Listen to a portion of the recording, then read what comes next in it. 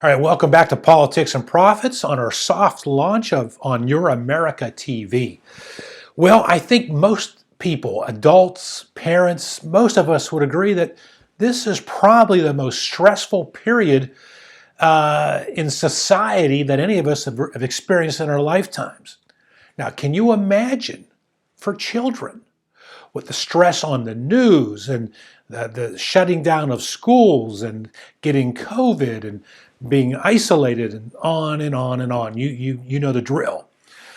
My next guest is a parent coach, and she likes to say her tagline is because we don't get a second chance at a child's childhood.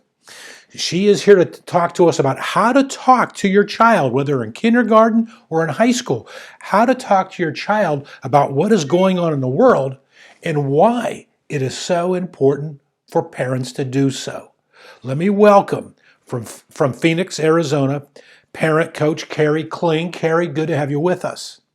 Thank you for having me, Rick. I love both points you say, your tagline, because we don't get a second chance at your child's childhood, and how to talk to your child about what's going on, because it's important. What are the three key points that youth would like to share with us as to communicating with how to talk to our children? Thank you, Rick. And as you mentioned, these are such complicated times. And as adults, it's difficult to deal with everything we're seeing and going through sometimes. How do we explain that to children? And so, what I would like to encourage parents in this very short amount of time to do is first, be aware of stress in your child. Are they having stomach aches, headaches, anxiety, mood swings, loss of appetite? Those are all stress signals to all of us. Apparently, we have the same ones as adults. But the three things that I encourage parents to do, if you feel that your child is feeling a lot of the stress, and I don't know how anybody could not be, is number one, turn off the television.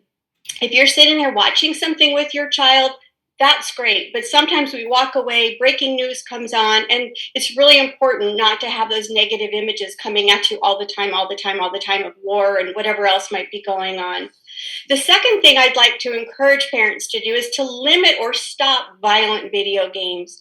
You know, so many of these games have become entertainment Yeah. for our children, especially some of our teenagers. And with what's going on in the world, with real war going on, it really desensitizes kids about what's happening. And third, I encourage parents to engage in conversations. It's really harmful for kids to keep their thoughts and feelings inside. So you have to get them to get it out, but they may not always know how to get it out. And so would you like me to share this now, Rick? Yeah, and you have a free ebook called Conversation Starters with Kids to help with stressful times. Let's go ahead, talk about it. Yes, and let me share that I wrote this right after the rioting in 2020, and I thought, how are parents helping their kids understand what's going on? I mean, how do we as adults understand it? And so very quickly, I wrote this little 10-page ebook.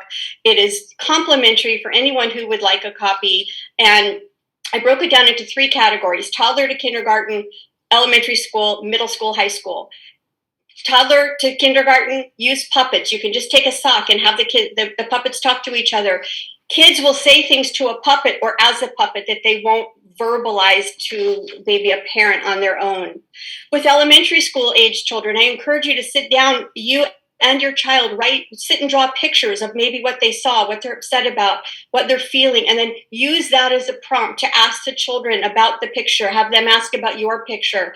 It helps get those emotions and those feelings of what might be going on out. And lastly, with middle school to high school children, I encourage you to have a journal.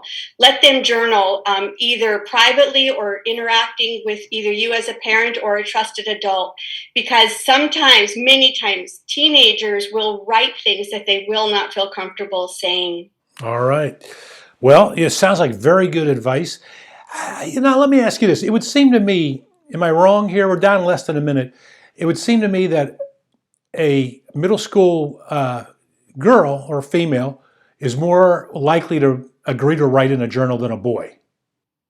I don't know any formal statistics about that, but I think if it's offered and it's something that's offered before there's a problem, it could be a way of communicating as a family. Maybe, one of the parents writes something, the child responds just as a kind of a fun thing, but it's definitely a way to get kids to express themselves.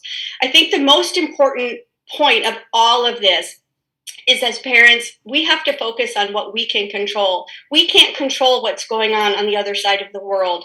We might not be able to control what's going on in terms of rioting. So we have to focus on our children and what we can control and how to help them and support them as much as possible emotionally and cognitively. All right, Kari Kling, parent coach, as you say, because we don't get a second chance at our children's childhood. Love that tagline, if you will.